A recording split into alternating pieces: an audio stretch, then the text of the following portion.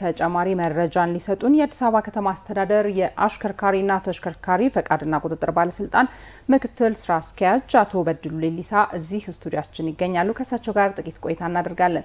አቶ በድሉ ስቱዲዮአችን ስለተገኙ በቅድሚያ እናመሰግናለን። እኔም አመሰግናለሁ።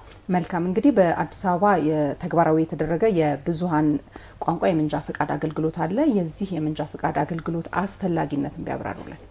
መልካም ያው ለመግቢያ እንዲሆነ ስለተቋሙ የአዲስ አበባ አሽከርካሪ ተሽከርካሪ ፈቃድና ቁጥጥር ባለስልጣን ሰፋ ያለ ተገልጋይ ከሚመጣባቸው ከተማ ውስጥ ካሉ ተቋማት ውስጥ ይገኛል። ያው እሱን ታሳቢ አድርጎ የከተማ አስተዳደሩ ወደ ሪፎርም ካስገባቸው 16 ተቋማቶች ውስጥ ይገኛል ማለት ነው። ወደ ሪፎርም ከገባ በዋናነት በሪፎርሙ እናሻሽላለን ብለን ያዝናቸው የተገልጋይ ረዘም ያለ ጊዜ የቅሬታ ምንጭ የሆኑ በመልካም አስተዳደርነት ሳይፈቱ የከረሙ ጥያቄዎች አሉ ማለት ነው። ስለዚህ በዚህ አመት በዋናነት 8 የመልካም አስተዳደር ጥያቄዎች ይዘናል። በርከት ያሉ ጊዜ ሲጠየቁ የነበሩ ማለት ነው። ከዛ ውስጥ የቋንቋ ያካታችነት ወይም ደግሞ በአማርኛ በተጨማሪ ሌሎች በሚችሉት ቋንቋ ወይም ደግሞ መጀመሪያ አፋቸውን በፈቱበት የመፈተን ነው ማለት ነው። ይሄ ቀድሞ የነበረው የንድፈ ሐሳብ ስልጠና በአማርኛ ነው የሚሰጠው። አሁን ላይ 3 ተጨማሪ የሀገር ውስጥ ቋንቋዎችን ጨምረናል በዚህ አግባብ ማለት ነው። የአፋን ኦሮሞ፣ ሶማሌኛና የትግረኛ ቋንቋዎችን ጨምረናል ማለት ነው። በዋናነት ይሄ ረዘም ላለ ጊዜ 7-8 አመት በላይ ሪፖርቶቻችንን ወደ ኋላ መለስ ብለን ብናይ ሁሉ ጊዜ የንድፈ ሐሳብ ፈተና የማሳለፍ ምጣኔ 56% ነው። አሁን የተግባር ግን 82% ነው። ተግባር የልምምድ ስለሆነ የስኪል ነው ብቃት የሚታይበት ነው ማለት ነው። የንድፈ ሐሳብ ግን ቋንቋ ጥያቄዎቹን ተረድቶ የመመለስ ነው። ያ ማለት ሰው በተሻለ አፉን በፈታበትና የተሻለ በሚናገረው ቋንቋ ደግሞ በተጨማሪነት በአማራጭነት መናገር በዋናነት ረዘም ያለ ጊዜ የሚጠየቅ ጥያቄም ከመሆኑም ባሻገር የማሳለፍ ምጣኔም እንደ ተቋምም ያለውን ያሻሽላል ማለት ነው። ስለዚህ ይሄን ታሳቢ በማድረግ ከያዝናቸው 8 የመልካም አስተዳደር ችግሮች በዚህ አመት ከያዝናቸው ውስጥ አንዱ የቋንቋ አካታችነት ነው። ይሄን ለመፍታት በዋናነት ሰፋ ያለ ጊዜ ወስደን ስንሰራ በአመት ውስጥ ወደ 9 ወር አካባቢ ፈጅቶብናል። የካሪኩለም ትርጉም ስራ የመስራት በእነዚህ ቋንቋዎች በአማርኛ የነበረውን የካሪኩለም ትርጉም ስራ ሰርተናል። ጥያቄዎችን ፈትሾ ወደ እነዚህ 3 ቋንቋዎች ወደ አማርኛ፣ ወደ አፋን ኦሮሞ፣ ሶማሌኛና ትግረኛ የመተርጎም ስራ ተሰርቷል ማለት በሂደት ውስጥ ጥያቄዎቹ ላይ ሲነሱ የነበሩትን ማስተካከያም አርገናል። በዋናነት በዚህ አመት በሪፎርም ውስጥ ከሰራናቸው የሲስተም ማሻሻያዎች ጋር እንዲዋሃድ ተደርጎ ሙሉ በሙሉ ዝግጅት ተጠናቆ ለ12 ማሰልጠኛ ተቋማት በ3ቱም ቋንቋ ለማሰልጠን ጥያቄ ላቀረቡ ፍላጎት ላላቸው በተመሳሳይነት ደግሞ የሞዴልነት መስፈርት የሚያሟሉ ተጨምረው ለ12 ተቋማት ፈቅደናል ማለት ነው። አዲስ አበባ ላይ 137 የማሰልጠኛ ተቋማት አሉ። ከነዚህ ውስጥ 38 ተቋማት ጥያቄውን አቅርበዋል ለማሰልጠን ማለት ነው። ግን በዋናነት 3ቱም ላይ ስለሆነ ጥያቄው አለ በዋናነት በ3ቱም ቋንቋዎች እንፈታለን ብለን ስለያዝን 3ቱንም ቋንቋዎች የመረጡ በተጨማሪነት ደግሞ ሞዴል ከሌሎች ተቋማት በብዙ መስፈርት የተሻሉ ለተገኙት ለ12ቱ ፈቅደናል። አሁን በዜና ሲሄድ እንደነበረው በበቂ ዝግጅት አድርገዋል።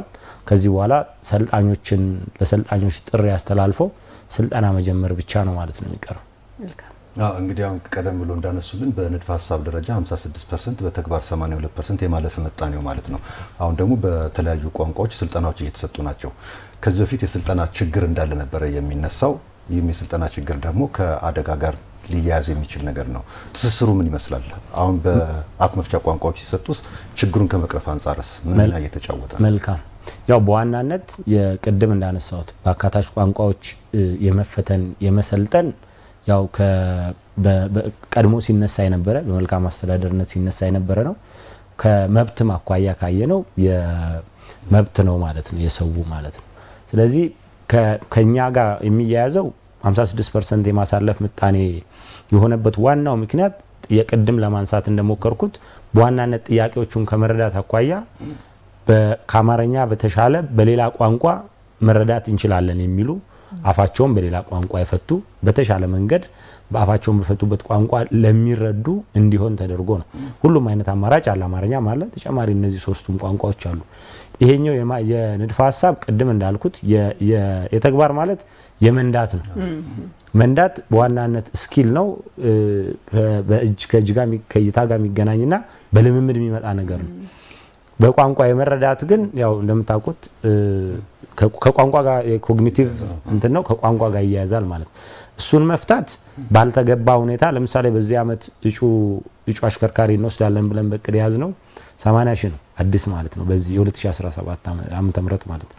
ስለዚህ በዚህ ሂደት ውስጥ ተደጋጋሚ የመውደቅ ያለው የንድፈ ሐሳብ ላይ ነው ማለት ነው። የተግባርን ያልፋሉ። ትልቁ ሪዝን ከቋንቋ ጋር የሚገናኝ ነው። በዋናነት ደግሞ እኛ በወሰርነው ዳታ በእነዚህ ሶስት ተጨማሪ ቋንቋዎች በርከት ያለ ሰልጣኝ ጭምር የሚመጣ ነው ማለት ነው። ስለዚህ ይሄ ምልቅድምም ካደጋም ጋር ካያያዝ ነው ከምልክቶችን ከመረዳት ጋር ጭምር ይያያዛል ማለት ነው። ሰው ሰልጥኖ የሚወጣበት የምልክቶቹን የሚረዳበት አግባብ በጣም ወጥቶ ወስዶ ሲነዳም ጭምር ጠቀሜታ አለው ማለት ነው። ስለዚህ በተሻለ መንገድ የአነዳድ ህጎችን ቴክኒኮቹን የስነ ባህሪ ስልጠናዎቹን በሚገባው በተሻለ በሚረዳው ሰልጥኖ ከወጣ በእርግጠኝነት የተሻለ መንገድ ላይም የሚኖረውን ያግዛል ማለት ነው። በተጨማሪ ግን ባልተገባ ያው በነሱ ባልሆነ በመቻልና ያለመቻል ሁኔታቸውን አፌክት በማያረግ ጉዳይ ጭምር ነው ሰው በተደጋጋሚ የሚወድቀው ማለት ነው። ስለዚህ እሱን ከማስተካከል አንፃር በጣም ጠቀሜታ ይኖራል። በሚቀጥለው አመት በእርግጠኝነት ወይ 9 ወር ወይ የግማሽ አመት ቅድም ስንገመግም በተሻለ መንገድ የምናየው ይሆናል ማለት ነው። ውጤቱን በተግባር እናየዋለን።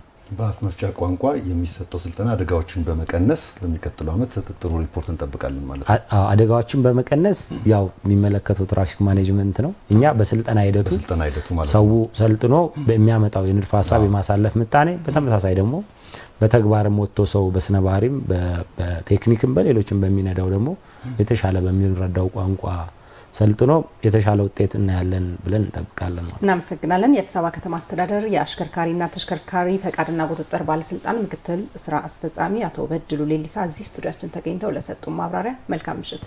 እኔም አመሰግናለሁ። ለእናንተ መልካም ምሽት። መልካም